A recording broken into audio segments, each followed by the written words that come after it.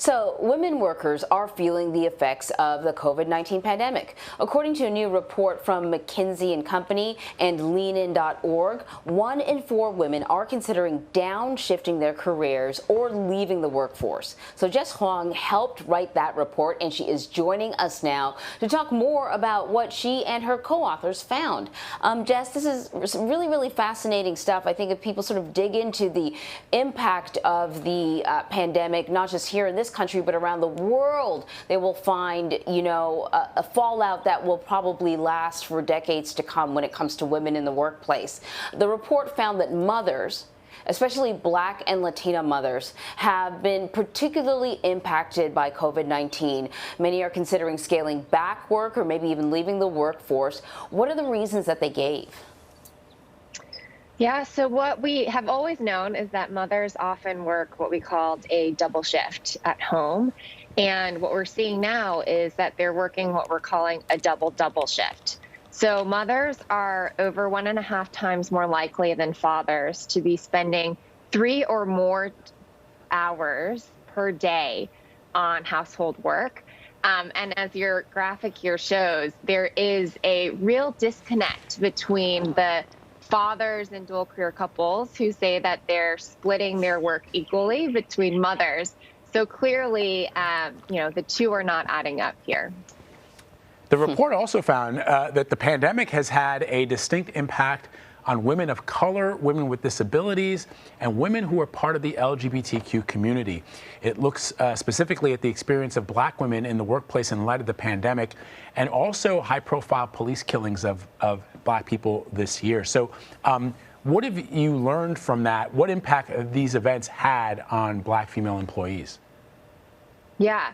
So first of all, we've always known that Black women have had a harder time in the workforce. So over half of Black women say that they're frequently the only person of their gender or race in a room. And when that happens, we know that they're more likely to feel like they have to perform. They feel like they, represent their entire race, and it's harder for them to be at their best. What we've seen in COVID-19 is that they're actually having an even harder time. The Black community has been disproportionately hit by the crisis. As you mentioned, there have been recent events of racial violence. And as a result, Black women are feeling more excluded, like they're having a harder time bringing their whole self to the workplace. And they're 2.5 times more likely than, other women to report the death of a loved one or family member as a big challenge that they're struggling with during this time.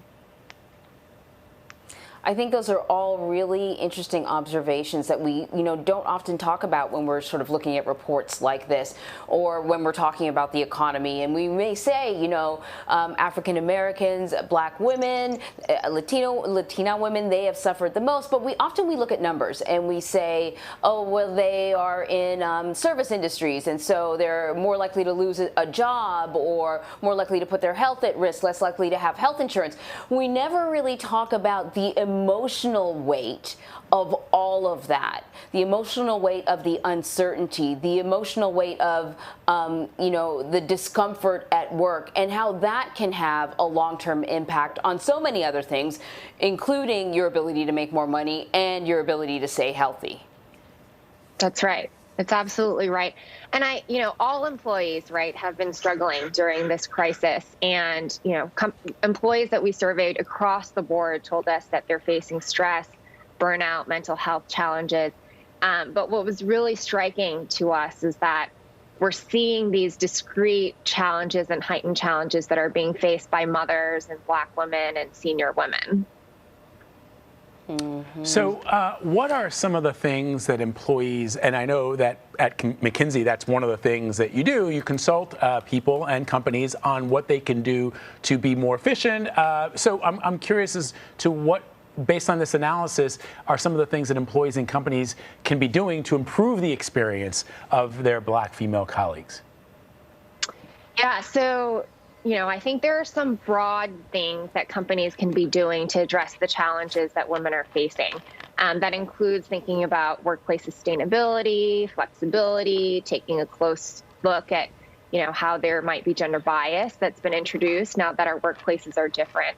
But on Black women specifically, we really think that companies should be taking a specific, what we're calling intersectional approach.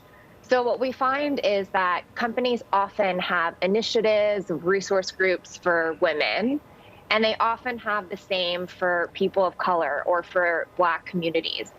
But we know that Black women specifically are facing really discrete challenges, and it's really critical for companies to think about solutions to address these challenges specifically, and also to track the experiences and representation of Black women over time so that they can continue to evolve and, address what's coming up. They also should really take a close look at whether or not they're listening to the Black women that are part of their organizations, and think about how they can actually foster a culture that is inclusive and allows Black women to succeed. And what about women in leadership positions? How has the pandemic impacted them? Yeah, so interestingly, what we found is that senior women are really struggling during this time.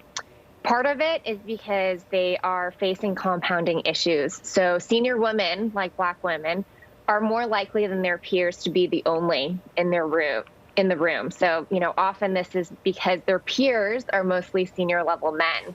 And as a result, they feel like they need to work more.